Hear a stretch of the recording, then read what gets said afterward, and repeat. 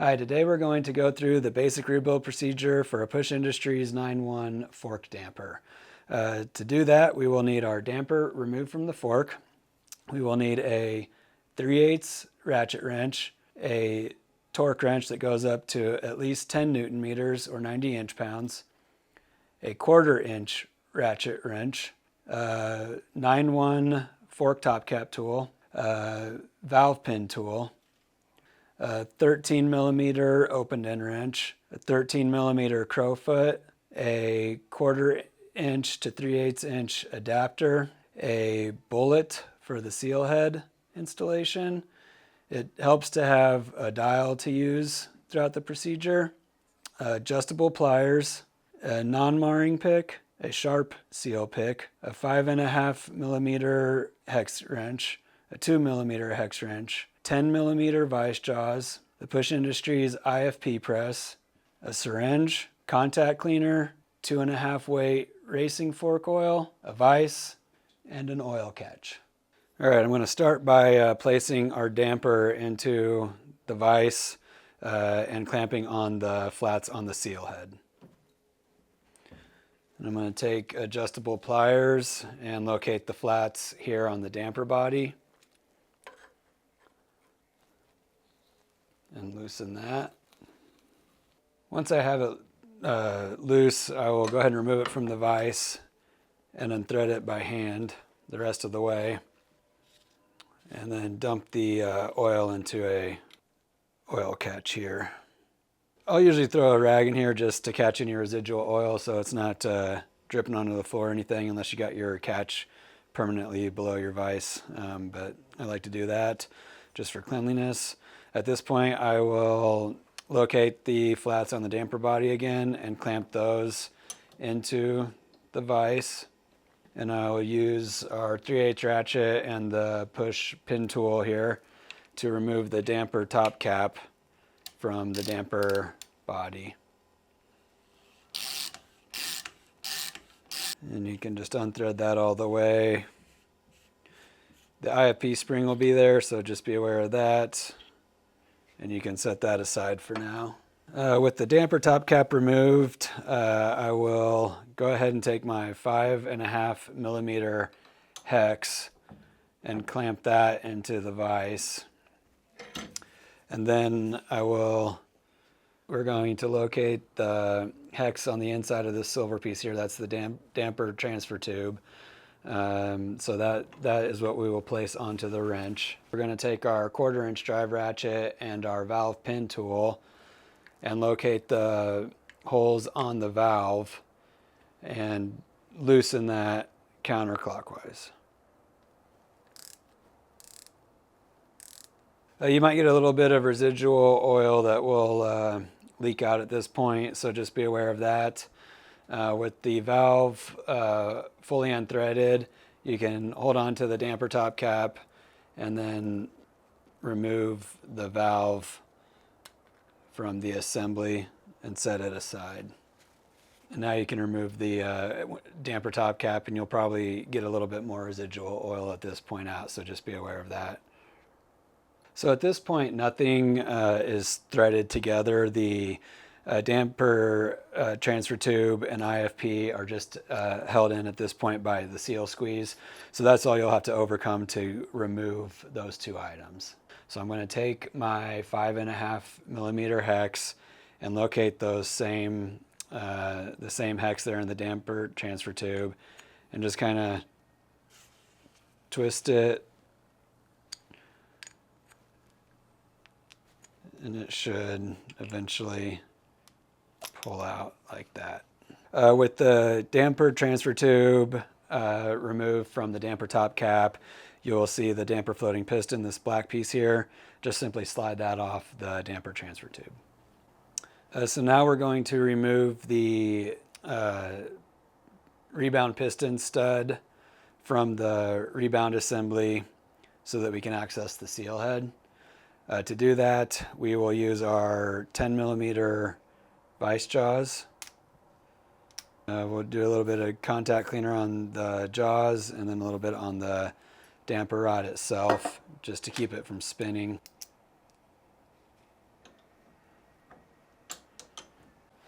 To remove the rebound damper piston stud, we'll use a 13 millimeter open end wrench, locate the flats, and then loosen that counterclockwise. Unthread it all the way, and you can set that aside. While we have the rebound needle exposed, we'll go ahead and remove that as well, just so we can replace that O-ring. So we'll use just a kind of a dummy rebound dial just to go ahead and thread that full clockwise, just to unthread the rebound needle entirely. You'll get to a point where turning the dial on the adjuster is no longer turning the rebound needle. So then you know that the adjust rod is disengaged from the rebound needle, and you can just simply do that last kind of turn and pull that out of the damper tube. At this point, we'll remove the remaining portion of the rebound damper assembly from the vise and remove the rebound seal head from the rod here. So for this basic damper rebuild, this is what would be considered a full disassembly. We will be leaving the valve intact and the rebound piston assembly intact, and just replacing those O-rings. When possible, you want to remove O-rings just by hand with no tools, just to eliminate the risk of damage there. So if you do have to use a tool, just be careful not to damage any sealing surfaces. There's an O-ring inside this blue piece here. This is called the damper piston stop, and you'll just want to carefully puncture that seal and work that out of there. The damper floating piston has two seals that will need to be replaced. This 118 on the external, that should come off easily by hand. Internal, you'll need to use a pick, puncture that. That one you can just push through the bottom easily. Damper transfer tube just has the one O-ring that needs to be replaced, and you should be able to do that one by hand. Just slide that off. The rebound seal head will have 3 seals that we're going to replace. I'll carefully remove that one with the pick. And the quad seal in there for the damper shaft, you'll need to puncture with your pick carefully. And once you do, you should just be able to push that out. And then the last one will just be the bleed screw. So you can undo that with your 2 millimeter hex. Remove that by hand pretty easily. The last O-ring we're going to remove is going to be on the rebound needle. You might be able to get it off by hand, but usually it's kind of a combination. So I usually just kind of squeeze it out and then get my pick in there. And then you can do it the rest of the way by hand. All right, so after you have everything disassembled and the seals all removed, just do a good inspection of the parts and clean them and get them all dried off and ready for reassembly. And then so once you're at that point, we'll have our seal kit here. This is going to be the damper seal kit. We are going to start with the rebound shaft assembly, and the rebound seal head will be the first component that we get seals going into. So we'll use the Dash 020, get a little bit of SOS lube on there, install that into the gland there. Next will be the Dash 110 quad seal. A little bit of SOS lube on that. I find it's the easiest to kind of squeeze it and install through the bearing end. You can kind of use your pointer finger to let it find the gland. Then you can take a non-marring pick and push it into the gland, and you should feel it kind of pop into place. Finally, for the Rebound seal head will be the new 1.5 by 2 onto the bleed screw. You can go ahead and just thread that back into the seal housing for now. Next will be to install the seal head onto the damper shaft. A little bit of contact cleaner there.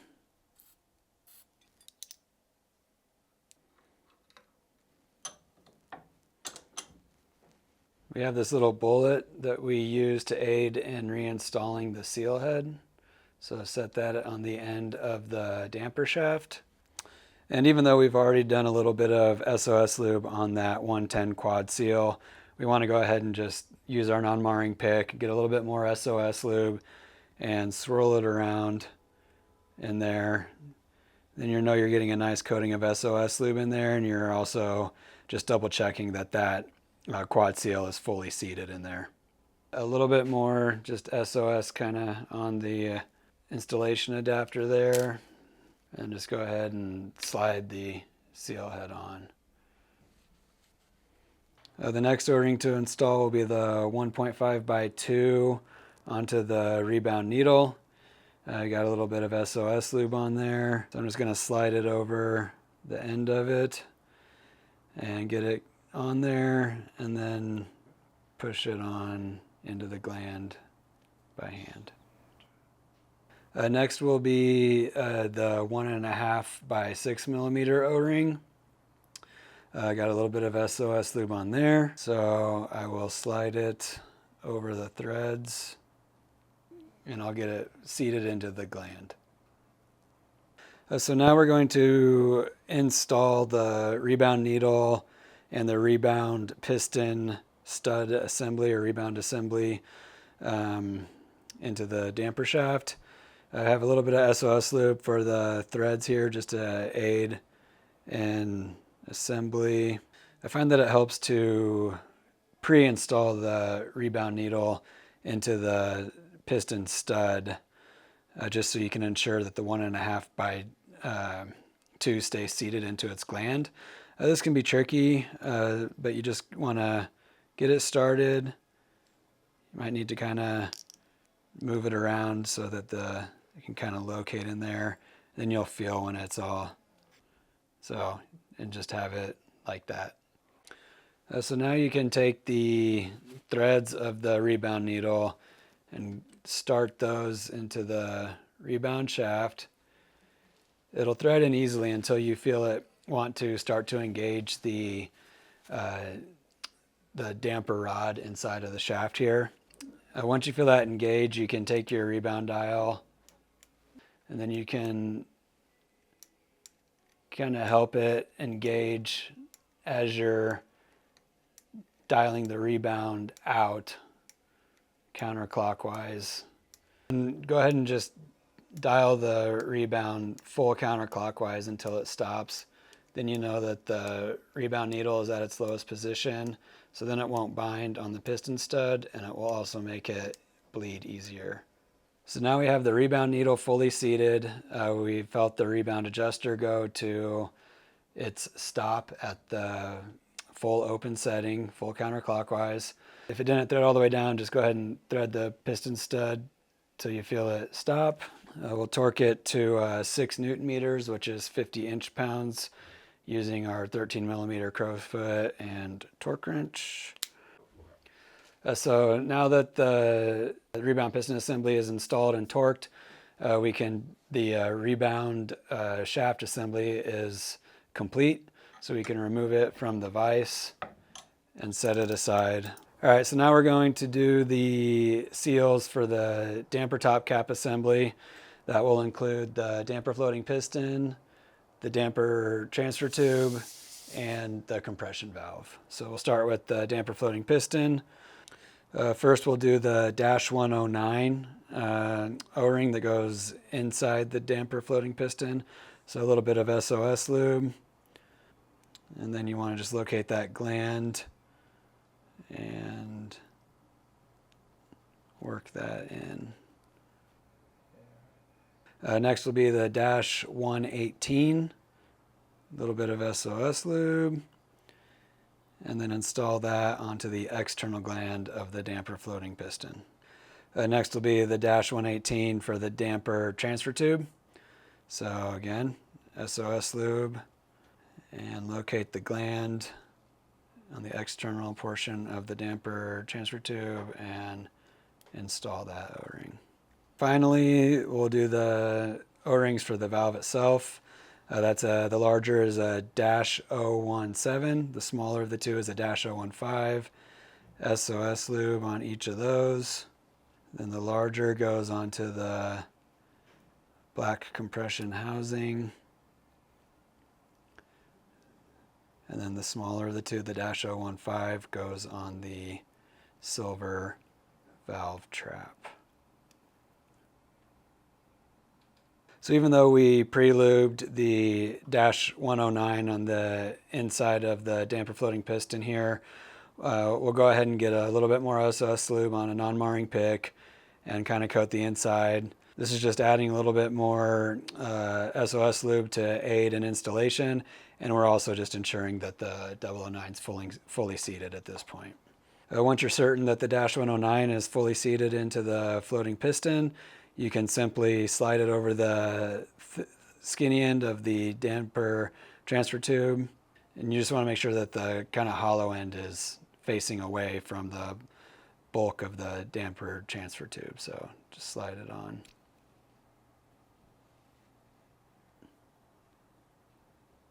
So now we're going to install the damper transfer tube and the damper floating piston into the damper top cap. To do that, we'll get a decent amount of SOS lube and just do a coating on the inside of the damper top cap. And then just to be safe, we'll get more SOS lube around both those -108s and around the IFP itself, just to aid in installation. With everything lubed up, we'll go ahead and install the damper transfer tube into the damper top cap. At this point, you'll feel the seals start to squeeze, and you just want to apply a little bit of pressure to get them all started.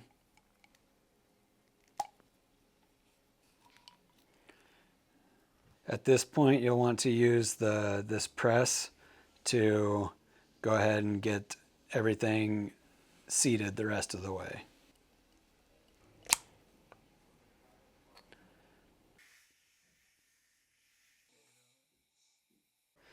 So now we'll prep kind of this damper top cap assembly to install the compression valve. Again, we'll do some SOS lube just around the inside here, the threads that the compression valve will engage, and just both seal seats. To install the valve into the damper top cap assembly, we'll take our 5.5mm hex and clamp that in the vise again. We will locate the hex on the damper transfer tube. Let that engage. Even though we've already pre-lubed our O-rings on the valve, we'll go ahead and do a little bit more just to aid in installation. Then we'll install the valve and carefully feel it engage, and then thread it in. And you'll feel the threads engage and the seals squeeze, and then you just thread it in slowly until it stops, and then torque to 7 Newton meters or 62 inch-pounds. So now that the valve is torqued into the damper top cap, we can just remove it and set it aside. The final O-ring to install will be the -109 into the damper piston stop. So as with the others, we'll get some SOS lube on there. Locate the gland inside the damper piston stop and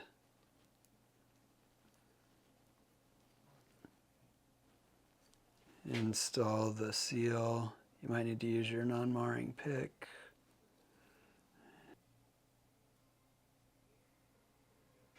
Now we're ready for the damper reassembly, and kind of in this process we'll also do an initial oil fill. So locate the flats on the damper body, clamp those just lightly. You have your IFP spring, do some SOS on either end of it, on the spring ends. Place that onto the damper piston stop. Take your completed damper top cap assembly, slide it over. You're going to want to ensure that the damper transfer tube goes inside of the IFP spring. Thread that on. Thread that on till you feel it stop, and then torque the top cap to 10 Newton meters, which is 90 inch-pounds. Now we will do the initial fill of the damper with the 2.5 weight racing fork fluid. You don't need to fill it all the way to the top, that's plenty. Anything you fill more than that will most likely come back out when you install the rebound shaft assembly. So now locating the flats on the damper body, go ahead and lightly clamp that into the vise. Take your rebound shaft assembly, slide the rebound seal head till it stops at the rebound piston stud, and now just thread the seal head onto the threads of the damper body. Just thread it on by hand, you'll feel the O-ring squeeze. So now that that's just hand tight, go ahead and remove it. Locate the flats on the seal head, reinstall into the vise, clamping lightly, and this is the same torque as the damper top cap, so 10 Newton meters, 90 inch-pounds. So now that the damper is all torqued, we're ready to rebleed it. We know that the rebound's already fully open from our installation procedure, and then we want the low-speed compression to be fairly open as well, just to aid in the bleed procedure. So thread it fully closed and count back out 20 clicks. For the actual bleed, go ahead and locate the flats of the seal head, finding the bleed screw and having it oriented up. Clamp the flats so that the damper is at a slight angle upward with the rebound end slightly upward. Fill a syringe about half full with 2.5 weight racing fork fluid. Use your 2 mil hex to remove the bleed screw. Thread in the syringe. You can start the bleed procedure by pushing the rebound shaft assembly in.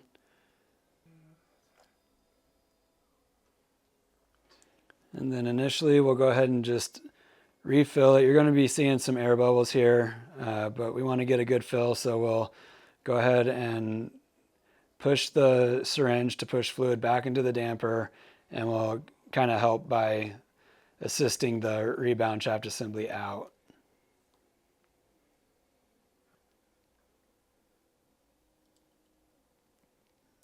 And you're going to do the kind of in and out here several times.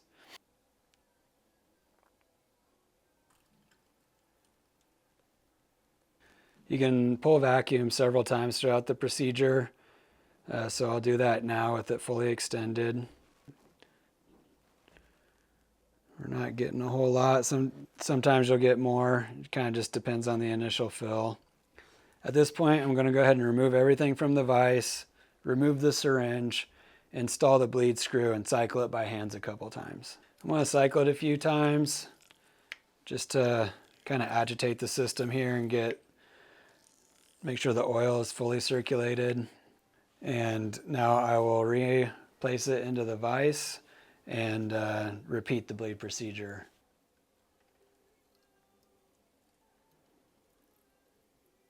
So yeah, after cycling it by hand a couple times and on this second bleed, if you will, You can pull vacuum with it fully extended or fully closed, or fully extended or fully compressed. So we'll do that. Just kind of hold it and then guide the damper shaft in. Then we'll go ahead and just pull vacuum again with it fully compressed a little bit here. Give it a second. It's looking pretty good.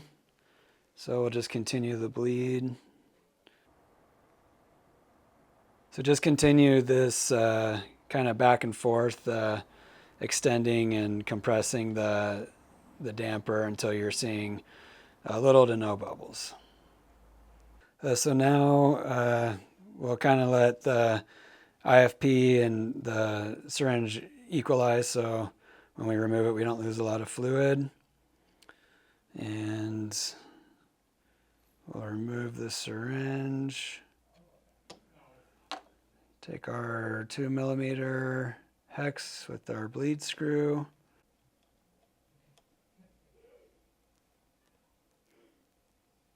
So now we want to cycle it by hand again. It's normal and to be expected to see some fluid come out of these bleed holes here on the damper top cap. So if you see that, that is normal. Yeah, so just cycle it several times and check for any gaps or anything that feels out of the normal. It should just have a nice, smooth, even stroke. And then to really tell if you have a good bleed, go ahead and close down the low speed. Go to full closed and see if you can feel like good compression with no gaps once you're into the travel of the damper. Especially once the dampers sit for a while, if you're fully extended, there may be a gap when you start. This one just has a fresh bleed, so it doesn't. But the damper's never fully extended in the fork, and any gap that you may feel at full extension, especially if it's been sitting for a while, is normal. So you can always just compress it an inch or so. That's how it would be in the fork. It's always going to be compressed a little bit in the fork. And then from that point is the best point to feel for gaps. This one feels good. It's bled. We have good range. We can feel the compression boost when we go to full closed. So this is ready to be reinstalled into the fork.